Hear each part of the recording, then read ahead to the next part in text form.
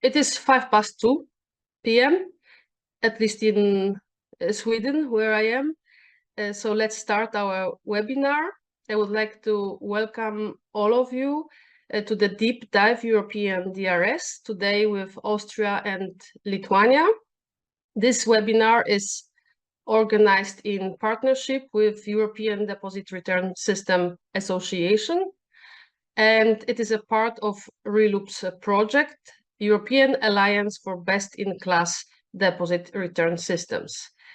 In the end of my presentation, I will also ask my boss, Clarissa Morawski, to tell you a little bit about this undertaking of ours. And now to give you some context to today's presentations, where I live in Sweden, last year, a deposit system for single-use beverage containers celebrated 40th year anniversary. In the beginning, it was established to prevent litter. Now it is an excellent example of circularity for beverage containers. We produce, collect, and process and produce more bottles, new bottles from post-consumer containers, beverage packaging in plastic locally in Sweden, and thanks to deposit system. Lithuania and Austria are one of 18 countries in Europe and autonomic regions that have implemented deposit system as a collection method for single-use beverage containers. How do I know that? I go to a Global Deposit book on the Reloop platform's website. It is an overview of all deposit return systems for single-use beverage containers all over the world and contains a lot of useful information, including the scope of packaging, or scope of products, a year of establishment, and so on. And I will touch upon this a little bit later. On the Reloop's website, I can also look into the impact of deposit system for single-use beverage containers. If I go to what we waste, a dashboard, which is a tool available for everyone and for free, I can see and see the result of deposit systems implemented. Here on the right-hand side, you can check the result for deposit systems in Europe in form of beverage containers wasted in European countries.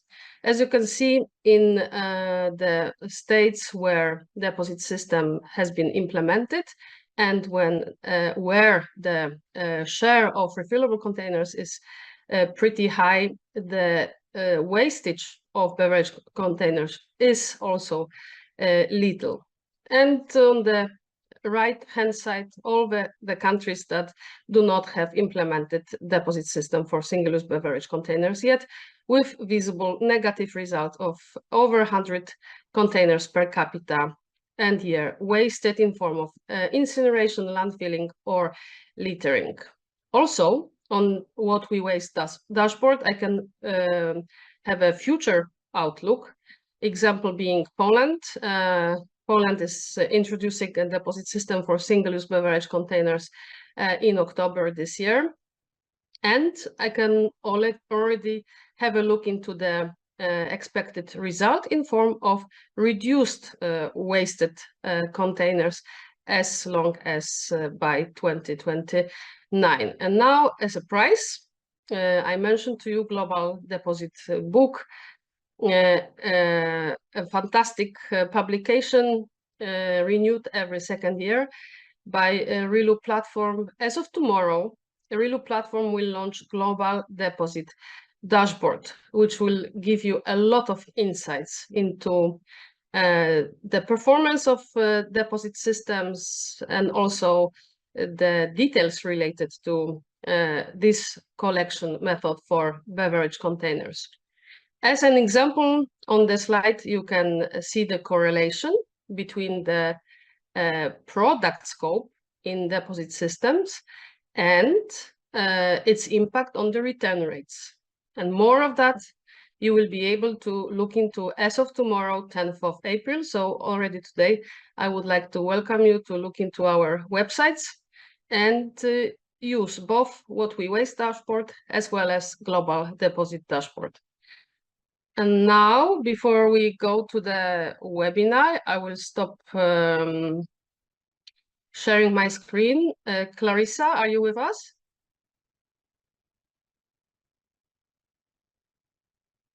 Yes, we can hear you. Hello. I thought you can tell us a little bit more about the Alliance. Yes, we are launching an initiative, a group initiative called the European Alliance for Best-in-Class Deposit Return Systems. And this is really coming out of what has recently passed in the Packaging and Packaging Waste Regulation. As most of you probably know, a 90% collection for recycling target for aluminum cans and PET bottles and mandatory deposit return. So we are moving into the implementation stage in Europe. Some countries are coming up, countries like Greece, Poland, Spain, and there's another one in there, and there's another one in there, I've forgotten it, but many more are coming, including the UK. So we want to use the Alliance as a vehicle to communicate all of the best-in-class information that we have on operations and experiences, not only in Europe, but also in the world. And that is why we're going to be doing a number of outputs like webinars and dashboard sharing and training and newsletters and meetings with members of the Alliance to further disseminate all of this good information that we all basically have, but it's essentially to create a knowledge hub where we can talk more about it and help primarily civil servants and businesses within countries comply and implement the best possible systems. So we invite you to join the Alliance. Keep an eye out on our LinkedIn page or our websites. There'll be more information, or you can contact me directly and I will send you everything you need to know on that. Thank you. Thank you very much, Clarissa. And now we have seen a lot of positive news about deposit systems. It is becoming a standard collection methodology for beverage containers in Europe. But we also know that there is a lot of work behind. There are complex systems, a lot of logistics involved. This is the only waste management system implemented in the country on a local but country level, so extremely complex. And because of this, I am very happy today to have fantastic directors representing successful deposit schemes from 2 European countries.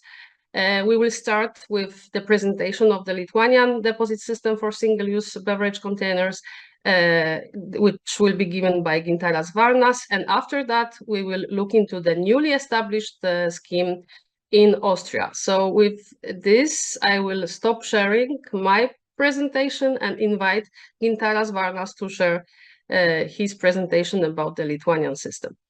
Thank you, Anna, and thank you everyone for joining.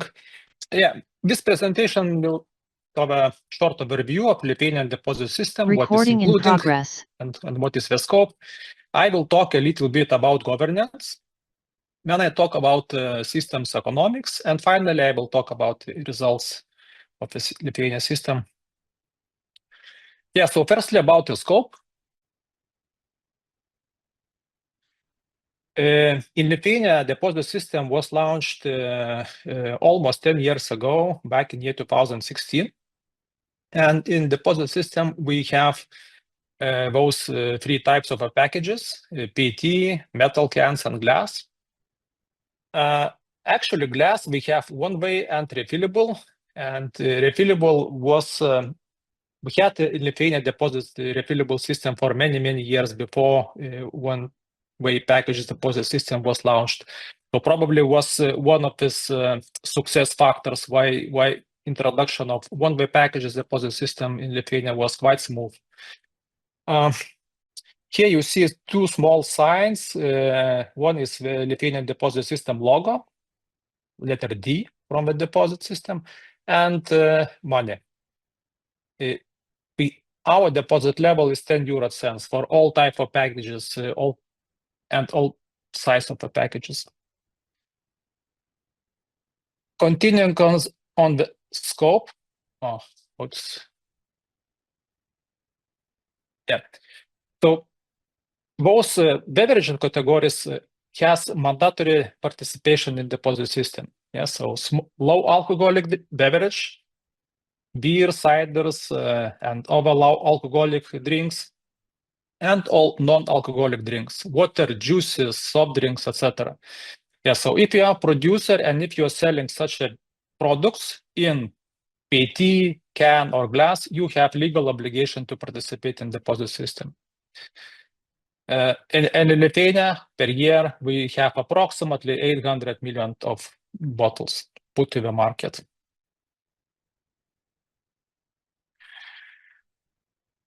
Lithuania is quite a small country, just 2.8 million people and 65 square kilometers. For this small country, we have following infrastructure, collection infrastructure. We have 1.1 thousand locations with reverse vending machines, and we have approximately 1,500 manual collection locations. Majority of our collection, of course, is through using reverse vending machines. 91% of packages is collected through this channel. Very shortly about retailers' obligations. So retailers, if they are selling beverages in deposit packages, they have obligation to collect from consumers empty packages and pay back a deposit with exemption. An exemption is mainly related to the retailer's store size. So if retailer has sales space below 300 square meters, they have exemption, meaning they have no obligation, but they have a right to participate for the bigger cities. And for small cities, for small cities, villages, this threshold is lower, it is 60 square meters.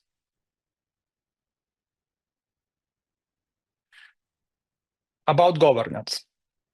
So first I need to say what deposit system operator, abbreviation of our company is USAID, is a non-profit organization, and we are dealing only with deposit packages. We have only one responsibility. We are founded by the industry. We have three shareholders, Lithuania Brewery Association, Lithuania Retailers Association, and Lithuania Natural Mineral Waters Producers Association.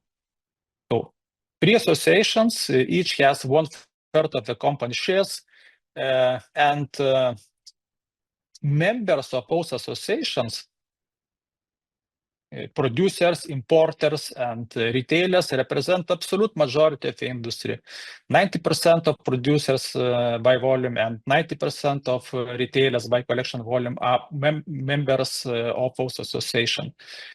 So here we see what like 1/3 of the system is owned by retailers and 2/3 is owned by producers and importers.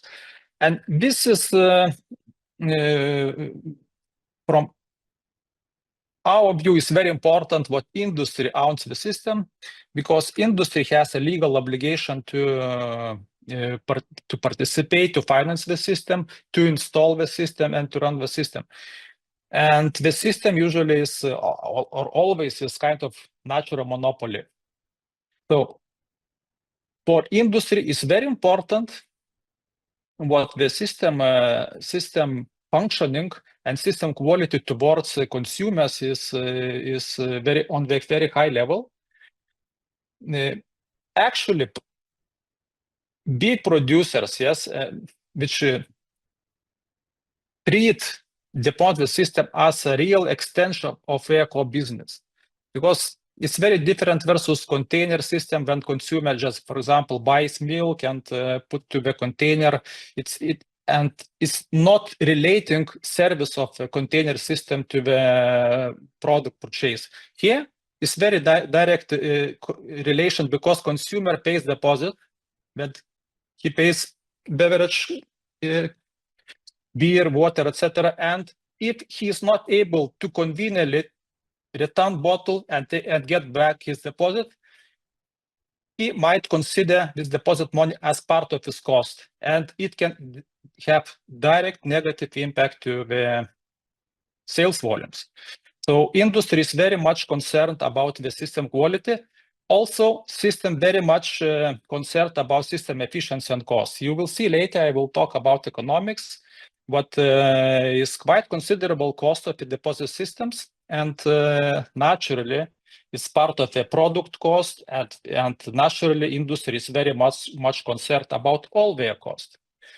And last but not least, industry recently is very much interested in circularity, both voluntary and both by legal requirements. For example, we all know here, but from this year, producers have to put to the PET bottles at least 25% of recycled material. So naturally, again, industry have a very big interest to have a good access to secondary materials. And deposit systems really helps to have this access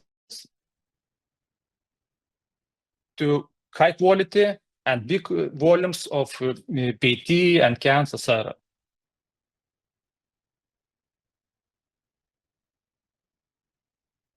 Next, about economics. Very often always new countries which are considering to introduce deposit, asking how much it will cost to introduce the deposit system, how much it costs will run. So this slide talks about Lithuania initial investment scope.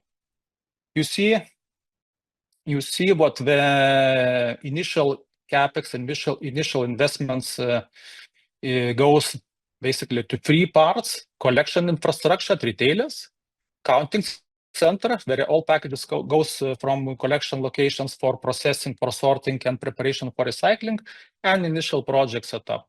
So in our case, collection infrastructure, infrastructure consists of mostly reverse vending machines and also retailers' preparation of facilities. So we estimate what initial investment cost in this channel was for reverse vending machine between 30 and 35 million euros, and also retailers had to contribute to prepare their facilities to approximately 1 to 2 million euros.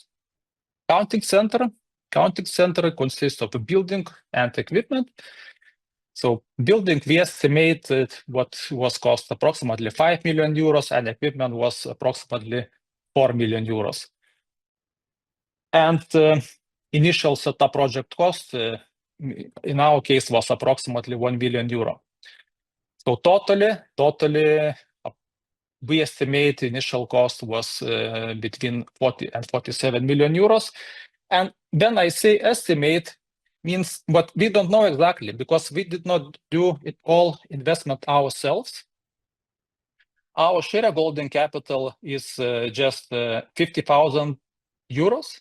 Each shareholder contributed 15,000 euros. So that's all capex, all contribution, direct contribution for capex was coming from the industry. All capex demand was financed mainly by outsourcing and also by bank loans. So here, when you see estimate means what this part of the capex was outsourced. In Lithuania, for example, reverse vending machines, retailers didn't have to buy machines, and we as a company also didn't have to buy reverse vending machines. We made international tender, and we asked reverse vending machine suppliers to come invest here and provide service. So we're buying this service, we paying per each collected package to reverse vending machine suppliers. Building facilities also, we didn't decide to buy or build ourselves. We renting. So all our initial capex was as a company was approximately 5 million euros, which we took a loan. How we took a loan as a startup company without big capital in our balance sheet. So we get backup from biggest producers. We guaranteed for our own loans to the bank. So as you see, total capex is not so big, not so huge. And also, it was no burden at all to the industry, because the system kind of financed initial capex demand itself through outsourcing and through bank loans. Now, the current economics, I took here one year economics to show all different groups of revenues and different groups of expenses, and how the system balance the cost. Yeah. So in this example, you see that this year volumes put to the market was almost 800 million pieces. Collection rate was 91%, and what was collected 700 million pieces. And what were revenues? So usually, or almost always, deposit systems have three sources of revenues: industry fees, unredeemed deposit, and sales of collected materials. Here also you see a split. You see what in this example, industry fees contribution was highest. The second highest was sales of collected materials, and also we had some unredeemed deposit. Unredeemed deposit, I think, is understandable naturally, because there is never 100% return rate. In this case, we have 91% return rate. So it means what 9% of deposit money was not returned to consumers, and it stays to finance the system, basically using the principle polluter pays. Also, please note here what this average, just total numbers and average numbers. But what is important and what we do and all our systems is doing, there is a split between different packages. There is different economical result for PET and can and glass bottles. For example, can is always cheapest in industry fee part, or zero, or even negative in some cases. And glass is usually most expensive. It's very much related to the values of materials. We know what aluminum is very, very much expensive, like up to 2,000 euros per ton. And PET is also expensive, but not so expensive, maybe 500 euros per ton. And glass is quite low value per ton, like 50 euros per ton, or something like this. So one big impact of difference. Also, different packages have different very different costs. So going down to the cost, again, I here make a split to three main groups of cost. Collection cost at retailers, and this part includes reverse vending machine cost, includes cost of compensation of retailers' cost, because retailers have different costs of like space, like manpower to run the reverse vending machines, for maintenance, energy, etc. Also, this part in this example includes materials needed to pack collected packages. In our case, all collected bottles with reverse vending machines are compacted and loaded to specialized plastic big bags. So this part includes collection. Logistic cost. We have responsibility to organize and to pay for logistics from collection locations to our counting center. And remaining cost, administration and counting center cost combined here. This includes all cost of facilities, machinery, workforce in counting center, but also includes administration, headcount, includes also environmental marketing cost and all other costs. Little bit, maybe Anna was asking to talk a little bit more about logistics. Because in Lithuania we have, I think, interested and very good solution about reverse logistics. Yeah, so approximately 80% or more sales in Lithuania happens through retail chains. And in Lithuania, we have a system what retail chains transport products, transport goods to their shops themselves, meaning producers and importers are not allowed to deliver products to retailer shops in retail chains case, but rather we have to deliver to retail chain central warehouses. Yeah, so retailers deliver to shops themselves and they go back to their central warehouses, not full, because they unload their products and they go back empty or almost empty. So in our case, we utilize this logistic channel. We have agreement with all retail chains. So retailers, instead of going back empty, they bring back collected packages. We install our counting center in the vicinity on the same almost location where two main retail chain central warehouse are located. So in our case, we have huge synergy in logistic cost and also in CO2 emissions. So for this 80% and more collection volume, there is literally no added kilometers, no added CO2 emissions. And the cost of this channel also is quite low.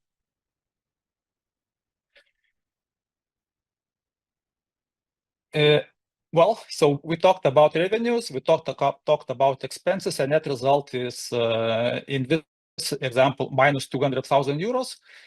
I also want to, and the target is to have zero because we are not a profit company.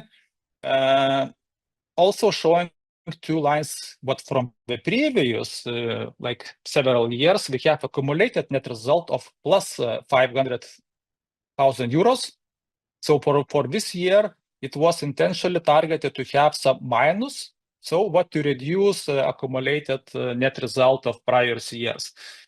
So basically, whatever result, the net result is achieved, negative or positive, it is always transferred to the next year. So if we earn, because of the better prices of, for example, aluminum, we get extra profit this year.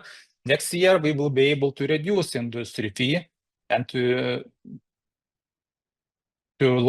transfer this positive result back to the producers, back to the consumers. Yeah, and then about results. Yeah, so the system was launched in 2016, February 1st.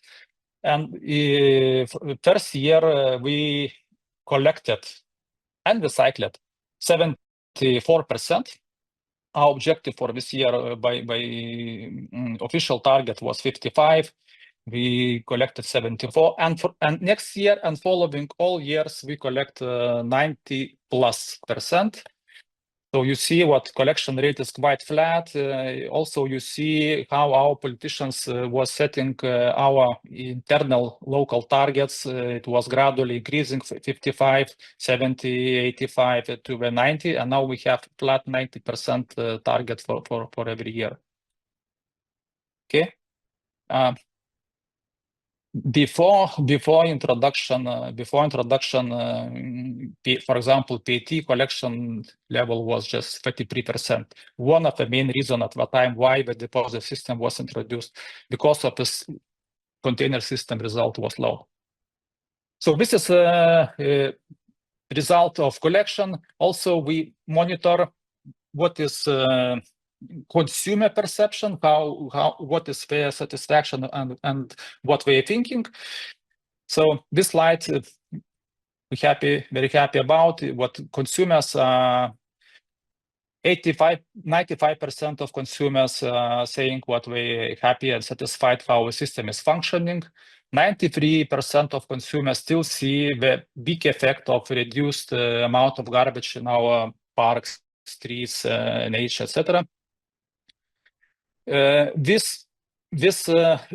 really proud what even now, after almost 10 years, and we're asking producers, 95% of consumers say what the deposit system introduction in Lithuania was a really good decision. Before the deposit system introduction, our environment ministry was asking consumers what you think, if you introduce, would you support?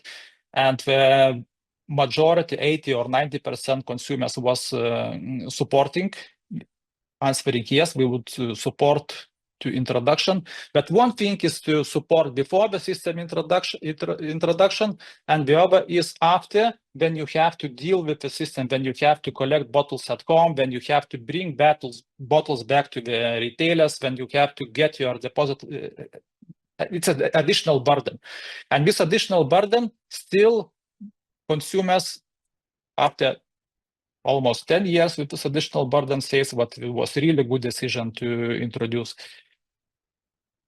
And last but not least, we're really glad what a lot of consumers also by participating in the deposit system, they change their behaviors for the other packages. They say what they start sorting papers, they start sorting other plastics, and they start participating in container system more responsibly.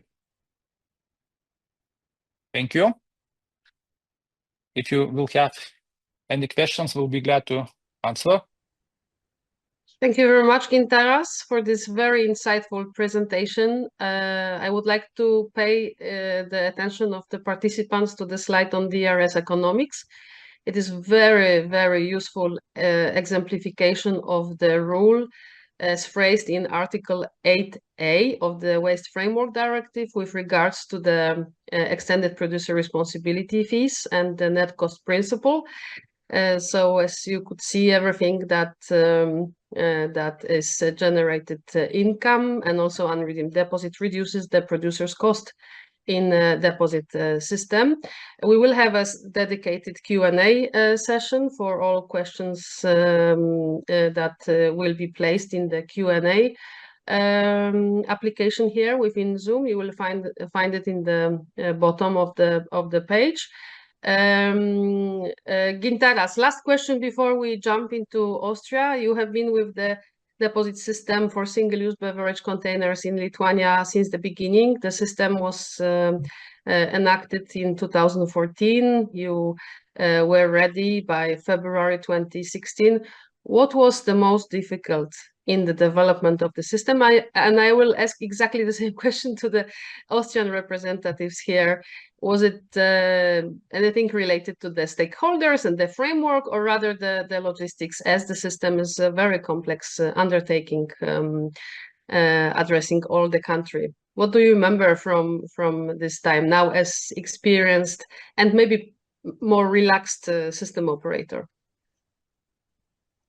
Yeah, so we had approximately 1.5 time for the system introduction, and obviously it was very intensive time because it was kind of big multi-dimensional project, starting from maybe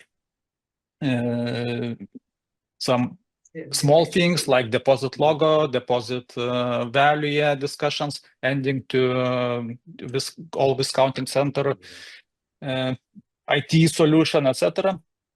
So I would not say what one particular was most difficult. Yes, we have maybe some challenges on some different months during introduction on different agenda. I would maybe mention Lithuania specific was maybe governance, because we had at that time also maybe two competing options. So industry-owned deposit system, but also non-industry-owned. So it was a little bit mess and a little bit tensions, etc. But yes. But thank you very much. But overall, I would say any country should not be afraid what it is. overall, this project is not so big and complicated as it seems at the beginning, because I know what many countries launched in 1.5 and less years, and it's really, nobody should be afraid. Thank you very much for your answer. We have a lot of participants from the countries that will have a deposit system implemented very soon. So you have given some optimism into the process. And now I would like to welcome the representatives of the Austrian deposit system for single-use beverage containers. Welcome, Monika Fiala and Simon Part.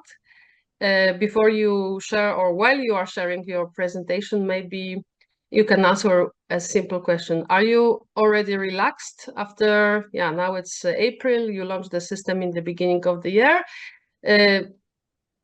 or are you still very much stressed? I hand over this question to Simon because I'm working about the right presentation mode, okay? To be honest, Thank if you. we were not relaxed, we wouldn't do the show now. It's going very smooth and very well. But it could be completely different. But at the moment, we don't see any major issues, and we hope it will stay like this. That's great. I could look into the development of the system, and I very much admired your website already last year. I could see the steps and milestones you were reaching in 2024 with the registration and a lot of activities targeting producers and also consumers. So big congratulations on that. And we are all ears about the Austrian implementation of the deposit system for single-use containers. The floor is yours. Okay, Monika, you to start. Okay, so thanks a lot for inviting us. It's a great pleasure that we are allowed to present Austrian DRS. And as Simon already mentioned, we are very happy that we are relaxed to present today. But base for this success is a great team, what we definitely have in Austria. We were working like hell, but now everything is going quite smoothly. So we have the following topics we would like to go through. It's about the organization itself, the framework we have, and afterwards we step into operations, logistics, and so on. Some key facts about Austria. We have nearly 10 million inhabitants. Vienna is in the eastern part of Austria, the key area where most of the inhabitants are living. Tourism, a very important part of our economy. And per year, we have 2.6 billion containers, 50-50 cans and PET. And what we also have is a very high store density. So we have the second highest all over Europe. That means many supermarkets for the consumers, which refers or which ends up in a high density of RVMs. Stepping into our organization, so Simon and I, we are country managers for EVP, that's the Recycling Deposit Organization. We are the central organization, and our owners are 50% trade and 50% industry. We see that all over Europe, this is very different. There are many different models around. We have a 50-50% share. And looking back, this was sometimes really very helpful. Sometimes it's giving you hard times because about different interests both groups have. On the other hand, it's helping as retailers were from beginning on in the boat and not sitting outside. and in implementation and in structured discussion. It helps a lot, especially for before starting to speed up processes and to speed up implementation. Beside that, we have two supervisory bodies. A regular supervisory board, which I think every company has, which is 3 people from the beverage industry, 3 from the retailers, 3 from the ministry. So whenever there is a fight between trade and industry, the ministry can jump in. But what we have additionally, and we are the only company in Austria that has this, is a second supervisory board, where we have been skeptical in the beginning, but which came out to be quite a good move. It's an internal transaction committee, a special advisory board. So whenever we have decisions to be taken where there is where the influence of either trade or industry could be too high, you know, to go for their own benefits, it goes into this independent supervisory board where there is no classical beverage industry owners are allowed. Things go in there. For example, when we signed logistic contracts with a big supermarket chain, it's not going into the regular supervisory board because there they have their own people sitting there to define their own money. It goes into the independent one. Coming to us, I think which we can do that chart quite quickly. You know, we are a central organization organizing all processes behind the DRS, involving all stakeholders. That's from logistics to clearing process. We are privately managed and a non-profit organization. That's more or less anyway, more or less the same all over Europe. What are the basic elements of our deposit system? We started 1st of January this year. We have 25-cent deposit fee, which is together with Germany the highest one in Europe.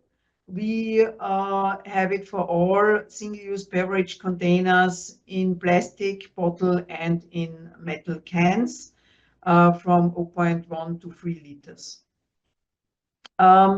We also use a deposit logo, which is for consumers, the remark how consumers see if it's a deposit container or not, has to be placed above the EIN code, which is the same for every package, for every producer, for every container. All details around our products you can find in our guidelines. That's they are very visible on our homepage, and those guidelines give instructions for all labels, for the cheat-in, for recyclability. So we are doing a recyclability per package, which means that the producer with a low recyclability rate has to pay producer fee on top. It gives guidance which samples have to be sent to whom, and it gives also detailed information about the sticker solution, which is also very common all over Europe, and international cheat-ins. International cheat-ins is a very complex topic, gave us and gives us still a lot of headache. So that's really complex, and we would prefer just to have national cheat-ins, but it's different in our law stated, so therefore we have to offer this solution. Just to add, Monica, if you allow, we put a lot of efforts on the web page in the first 2 years. It was our core communication platform for our stakeholders. So we really put a lot of energy in the web page to put information there. When we saw it's too complex, we put one-pagers. Additionally, in the download area, we put a lot of webinars. And this is, I think, what we did quite okay to update and keep our stakeholders informed and that they go the journey together with us. The web page was the core platform.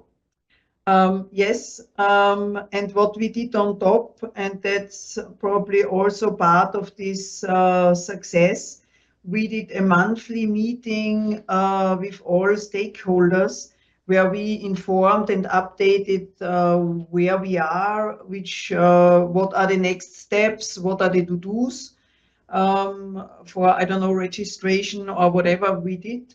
And that brought quite a big group of people together, of stakeholders together, which could discuss, align, and which always knew about the next steps which are planned. So those were, I would say, the key milestones for our stakeholder communication. By law, we have a very wide definition who has to take back containers. So everyone who is selling in Austria has to take back.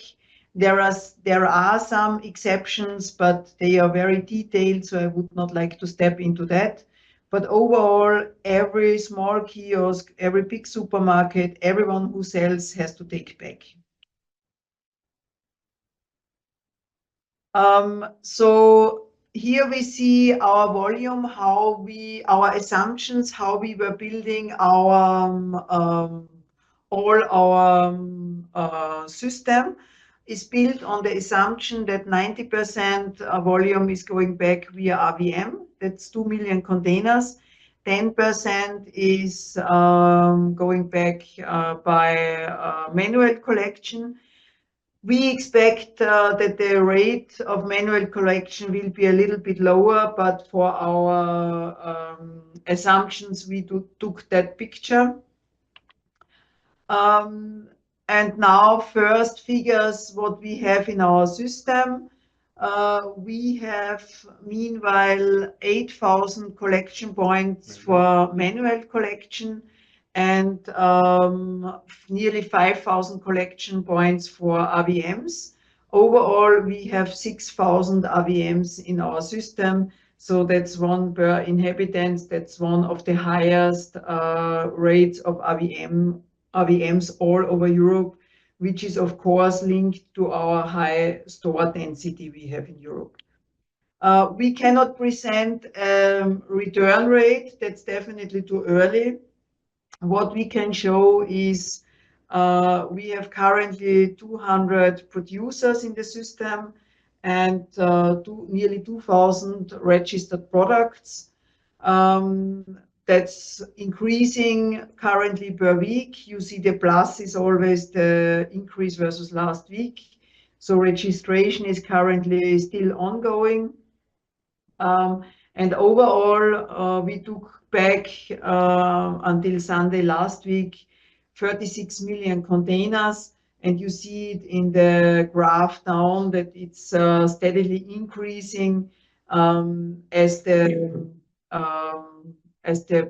meanwhile in the shelves we have more or less I would say 60 to 80% products already with deposit logo. But having these figures in mind, so we are this week we see that it's every week more than 1 million. Saturday was already 2-3 million. So this is why we are, coming back to your very first question, we see that the system works. We have already millions of Austrians trying the system, all RVMs, the IT infrastructure works. So therefore, we are not expecting any major problems here on this end. So that's the process for RVM collection. I think you are all very familiar with that the containers are collected in bags and logistics is caring about taking away. Simon steps now into the process how this is done in Austria in detail. Logistics also in detail will come a little bit later. I think what we do slightly different than all other markets is the whole operating model of the product. So of course we have the RVMs that have all the compactors, which is normal. It takes out 50% of the volume. Then we have signed contracts, logistic contracts with the retailers, with all big retail groups in Austria. They bring back the bags to the central warehouses. And there in the central warehouses, in all central warehouses all over Austria, we invested into bale presses. The retailers open the bags, throw in the commingled, very important, we have mixed collection, not separate collection. they throw in the mixed collected PET cans and press them. So we have a bunch of garbage in the end of cans and PET pressed into bales, but the volume for logistics from the central warehouses all over Austria that has to go to the sorting plant is 10% of the original one. Details to come later. So you see that, you see the picture in the lower right. So we have this mixed thing of PET, all colors in the central warehouses, and of course we have to sort it out accordingly to have good quality products for sale. Yeah, manual collection, Monica, you can go through. Yeah, manual collection. So I suppose everyone is aware of that, how this process is working. We have sent bags and seals to every manual collector. They are collecting the containers in those bags. The collector, if the bag is full, has to put the seal into our system and register the bag in the system. And out of that, logistics will collect the bags. Simon will then come to the logistics because we have some special solutions there. The bags are coming to our counting centers, and the collector is getting the money and the handling fee based on the counting in our counting center. Okay, good. So now some details on the operating model. How do we operate the material all over Austria? So we have 4 counting centers. Regarding the geography of Austria, one in east, west, north, and south. We have 2 sorting centers in Austria, 1 sorting center in the western part of Austria. The public tender is still ongoing. We will close it very soon. And 1 sorting center in the eastern area of Austria. In 2025, we have signed a contract with an existing sorting center. We modernized it, we adapted it over the last 2 years so that it's fully capable on sorting deposit products. But already in September this year, we will have finished our own sorting plant. It will be, regarding Stadler, the biggest and most complex deposit return sorting plant globally. Because of this complexity of these pressed, commingled bales that come in from all sorting, from all central warehouses, from the retail, you know, we need to break them up again, and we still want to have highest quality and without any losses. So this is quite a complex machinery that we ordered here. I will show you to you later.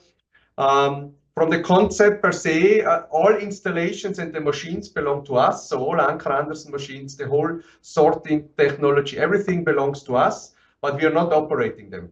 I think this was a learning what we had when we were traveling around Europe. We want to have the ownership of all infrastructure, it's ours, but we don't want to have all of those hundreds of people on our payroll.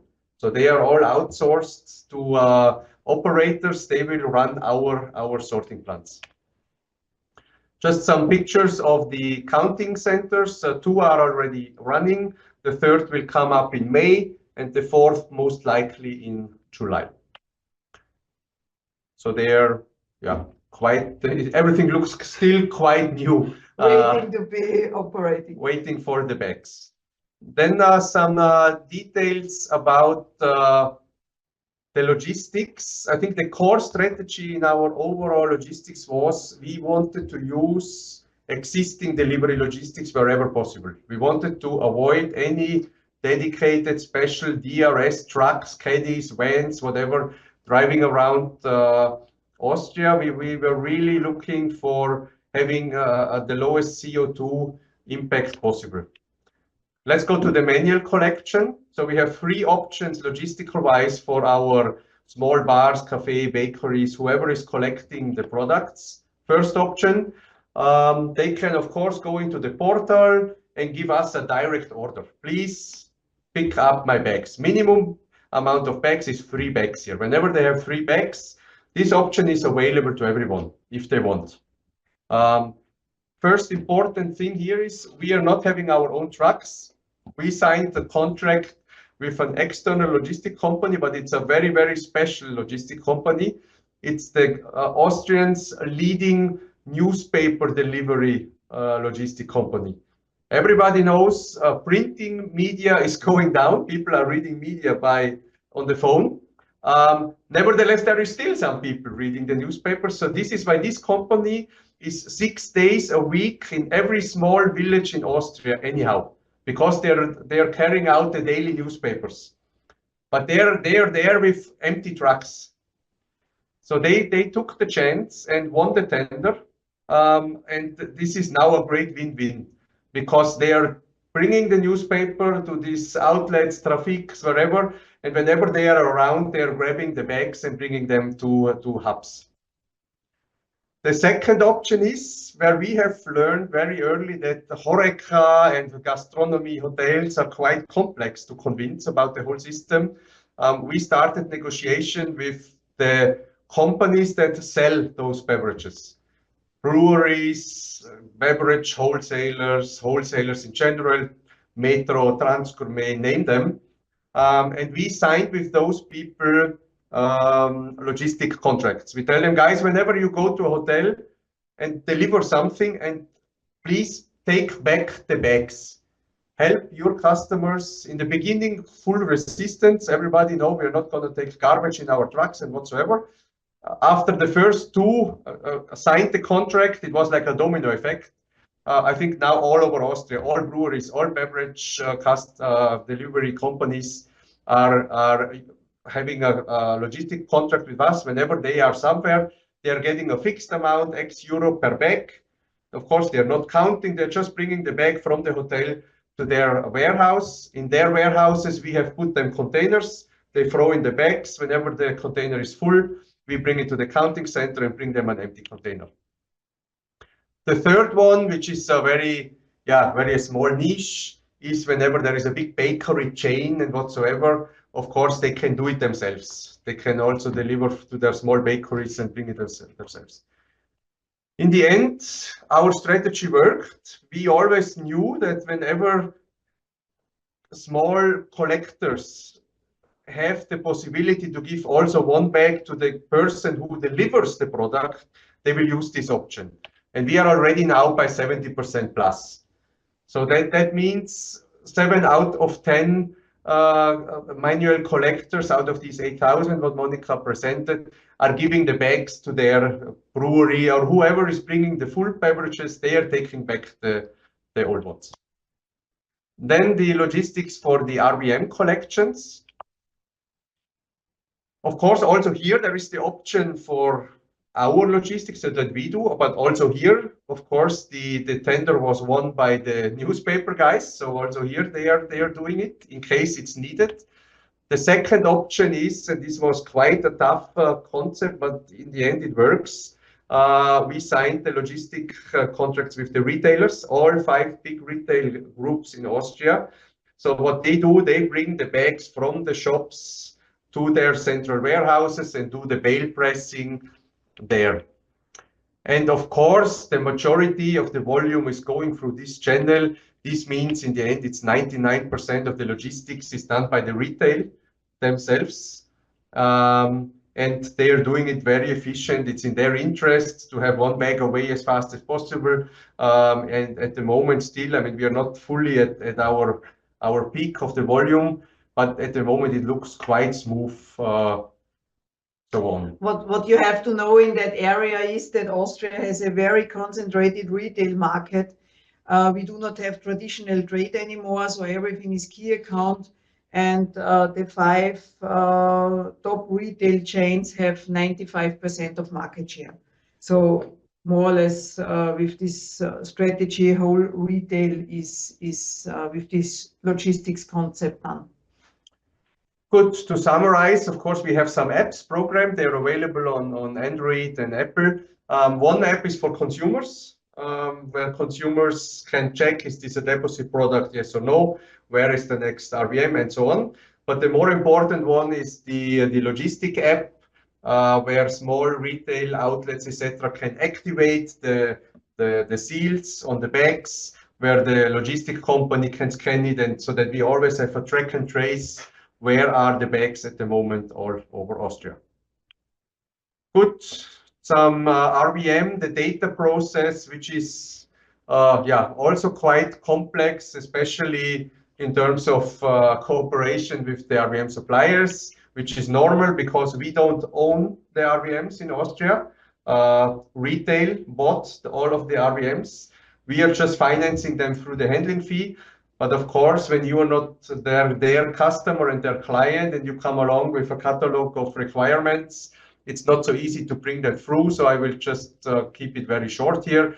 What we did as an overall concept, we work on a cloud solutions with all RVM suppliers. So we don't go directly to the RVMs. We are going straight to the RVMs, but always through a cloud. We work with whitelists that is updated on an hourly basis. Whitelist is the list with the products that shall be accepted or not be accepted. And the feedback of the transaction with the return containers is coming always through the hub, through the cloud. Good. We are, of course, a clearing organization, as you all know. And as far as I know, all over Europe, we also have very strict timelines for our clearing process. So payout for RVM collection is once per month, manual collection twice per month to support the smaller collectors. And we send credit notes to our collectors. Payment is via bank transfer, and all details about every transfer and about all credit notes are visible in our EVP portal, in our system. So every collector sees everything per detail in the system. Preemption right. So we have by law stated that producers are able to buy back 90% of the collected material. Which I think there is not too many markets in Europe that are doing that. So our producers have access to their material, not 100, but 90%, so that there is always some remaining material for the open market, for new players, for new beverage producers. The prices have to be market prices, so it's quite strict on that. So we are using our formulas using ICIS indexes, LMI, etc. We have a weekly delivery process, meaning the producers are in touch with our logistic company on a weekly basis so that we get rid of the products, and the prices are updated monthly. Whatever remains of the material that is not going to producers, we will have online auctions. The online auction tool is ready so far. We just need to have a way to have enough material, and so that the material is going to be sold. Last but not least,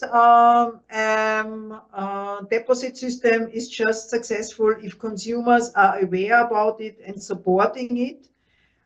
So we did a big campaign starting with 1st of January, how we were informing our consumers. And there you just see some pictures which sujets we used. So meanwhile, the latest research is already showing that 75% of the consumers are saying we are aware, we know what to do, and 85% of the consumers are even know already how the deposit logo is looking like and what they have to search for on the container. So that's quite impressive. What's part of this success is that consumers are that well informed, is that retail is fully supporting the information campaign. So they did campaigns on their own using our material.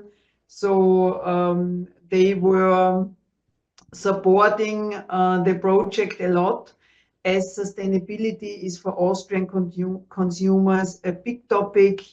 And therefore, we had really great support from retail to communicate and to inform consumers. So that's it. That's the Austrian system. If there are some further questions, please just come back to us. You can find more or less everything what we were showing also on our homepage, which is available in different languages. So yeah, we are happy to give further input if it's needed or answer questions. Thank you very much. You can already see on the screen a lot of clapping hands for your system. Congratulations on great achievement. I will use the privilege of hosting this webinar, and I will ask you questions. I would like to underline that I noticed the common denominator between the two systems. Of course, not only that framework is standard European DRS, that in both systems you rely a lot on the reverse logistics, and that is a little bit different than what we do in Sweden. So I think it's of course important to achieve the environmental and climate benefits with regards to that, and also involve the stakeholders existing in the market. You noticed. I noticed also that you mentioned the sorting line, that you subcontracted the existing one. That was also interesting in the context of the Austria system. You mentioned the operators of the counting centers. Is this, Monica and Simon, the build and operate model, or do you have the manpower company or a contract with the especially established company, the employees of which you simply train on the technology and solution? How is it in this case? It's a build and operate model. Our operations team, to be honest, it's one person. It's one senior operations manager, and the rest is done by the operators. So our tender was always written like this: you have to organize us the infrastructure, including the buildings and everything, the people, everything. We simply buy our machinery and put it into the hall, and you operate it. Thank you. And the second question, as you mentioned, Simon, in your presentation, there are not many European countries with deposit system for single-use beverage containers that adopted the preemption rights in the framework. You are, if I am not mistaken, number 4 after Sweden, Norway, and Slovakia. You mentioned that you have some limitation in terms of the 90% of the collected material to be made available for your producers. Are there any other limitations with regards to how much each producer is entitled to purchase from you? For example, with regards to what this producer places on market? Yeah, it's so that's we have it stated in our law, and that's saying that a producer is allowed to buy back 90% of the collected volume, and if he brings green material into the market, he's just allowed to buy back green material. And that's 90% of the collected material. Because we, of course, we look very much on the details. We need to check on the barcode level.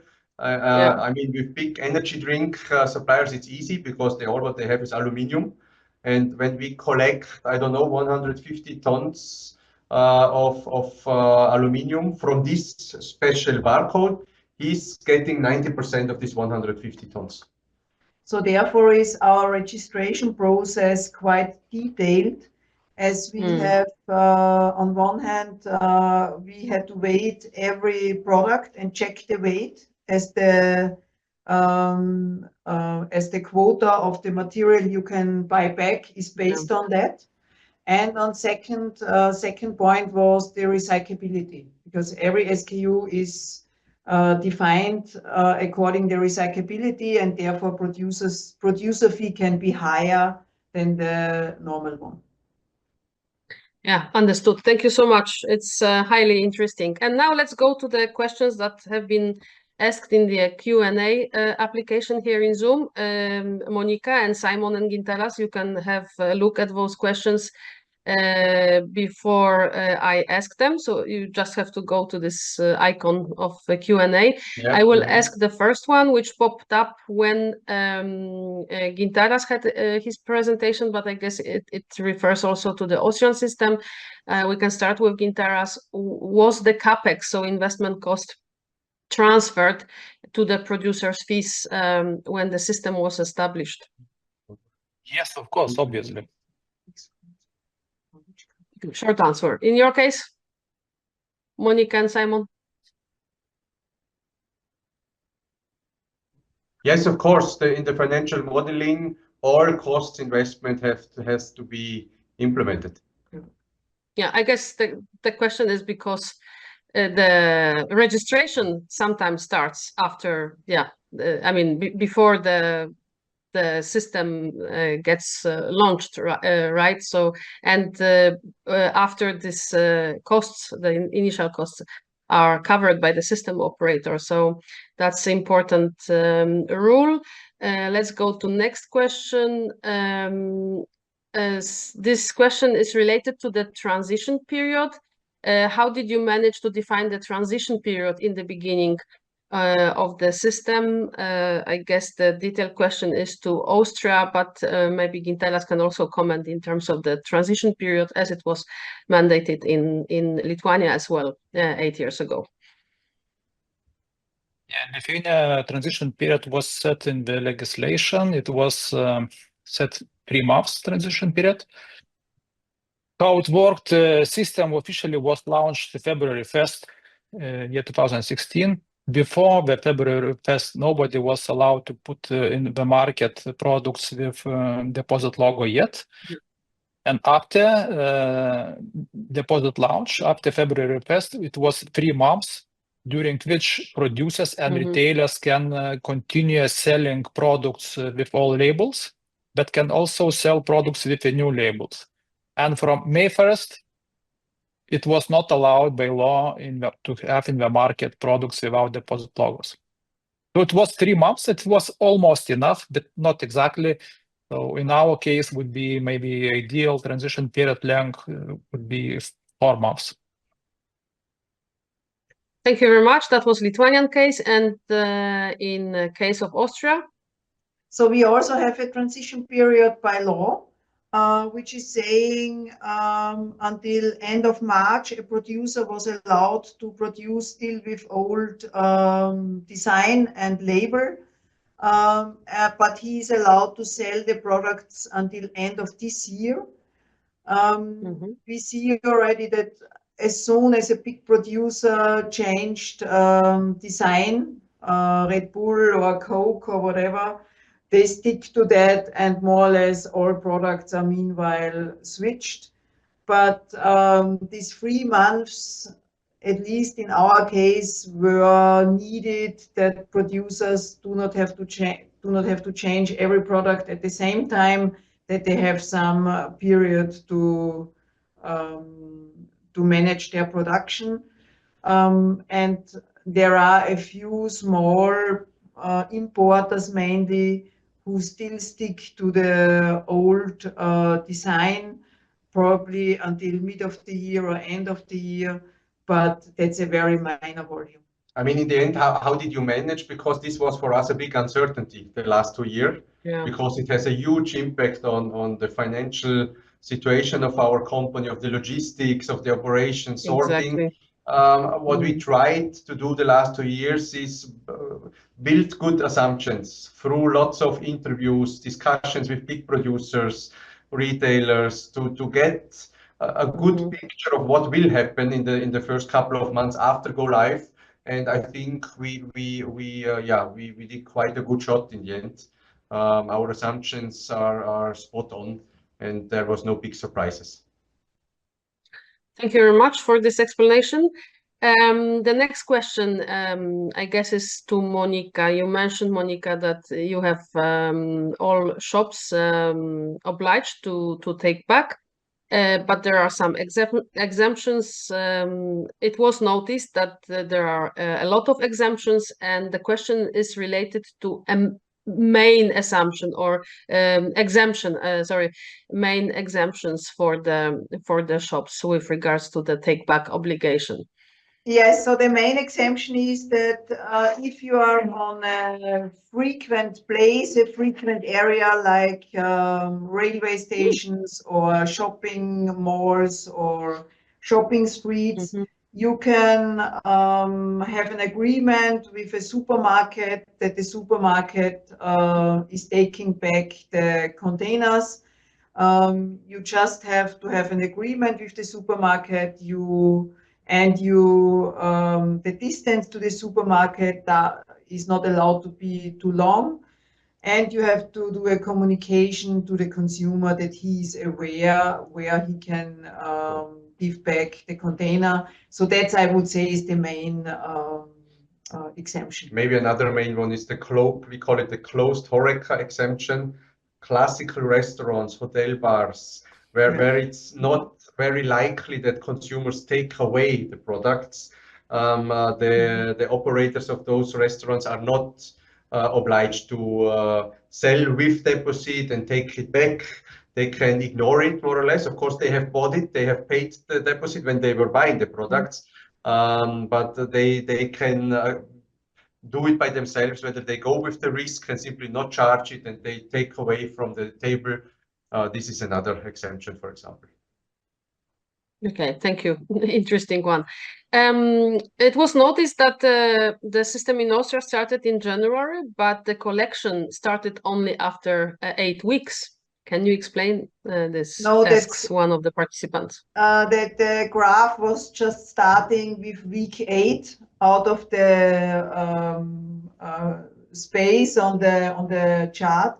So we started collection on 1st of January, but the figures were very minor as producers just started to send their products to retail.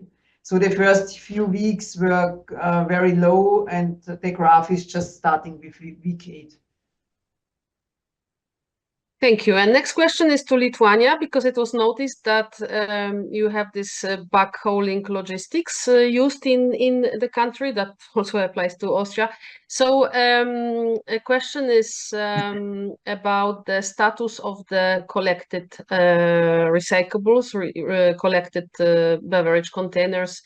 Does the packaging get the waste status upon arrival to a DRS central warehouse? Yeah, actually, good question. Is status of bottles becomes waste only when it comes to arrives to counting center. At retailer, it's not yet a waste. It is just deposit packages. So logistic company transporting not waste, but transporting deposit packages. Otherwise, it was not only a problem for logistic, but also would be a problem maybe for retailers, because retailer would be dealing with waste. So should have some waste permissions, etc. So yeah, only get status of waste when it comes to counting center. Thank you for that explanation. Yeah, in some countries it is necessary. Otherwise, for example, collection point would have to have a lot of cameras around, and also the trucks would have to be special vehicles for the transportation of waste, which could be a bit of a headache. Do you want to comment, Monica, also in terms of the status of collected beverage containers in Austria? No. You don't have any, you did not have the provision with regards to this. Next question. Do you have data which you can share on the price of the recyclate? It's of interest to know if the value of the recyclate for PET and aluminium has increased within the DRS. I think it's too early at the moment to say that. We haven't started yet.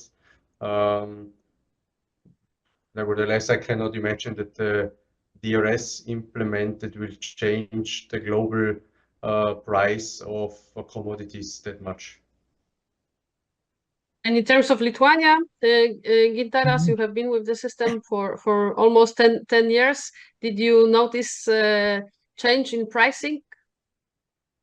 Probably I can answer from this angle. What usually in deposit systems, all packages, not only PT, but other packages as well, are very clean, not contaminated, very well sorted, and usually recyclers willing to pay higher price versus the same packages collected through container system, because in container system they are not so clean, they are contaminated, they are not possible maybe to sort so well. Yeah, so deposit system in general contributes to higher material values in the country, in my opinion. Thank you very much. On my note, I can add that soon we will even see the different categories within the applications that collect the information with regards to the pricing. It will be DRS related material and non-DRS related PET, for example, as it is recognized that the value is higher as the material is much more clean. Question to Austria. How did you arrange obligations for online sales or post-package deliveries? Anna, as we just have a few minutes left anymore, are you fine if we summarize all questions which are still open to us into one answer, because otherwise we will not manage the time? Yes, so I notice we have 3 minutes left and it's only one question more. Okay, I see a few more. I see many more. Many more. Okay, then yeah. we make them collected and we will send them to you when the time is out for this webinar in 2 minutes. Yeah. So overall, glass is not part of our system. We have a very good refillable or reuse glass system available, but that's needed by industry and retail, and therefore it's not part of our one-way deposit system, as we have a structure and a law which is not in place for refillable. The industry fees and the handling fees, what we see in the questions, they are very transparent, available in detail on our webpage. So please, anyone can check on a regular basis how our fees develop. And the online sales and post-package deliveries is also part of those exemptions that we were managing. It depends. We need to differentiate when the restaurant is driving by themselves, taking the pizza to a place, they have to take back and handle the deposit. When it's done by third parties or Post or Lieferando or name them, they don't have to, but they have to pay us a fee so that they are paying themselves free, more or less. It's roughly 3 cents. They have to pay us so that they are more or less exempt from the whole system. About cross-border with Germany, up to now we have a few consumers who would like to know if Austria take back Germany products and so on. But overall, the German system is very restrictive and is not allowing to sell products abroad. They are not allowing another deposit logo on their containers. So it's more about Germany that they are very restrictive. And up to now, we do not see a big cross-border issue.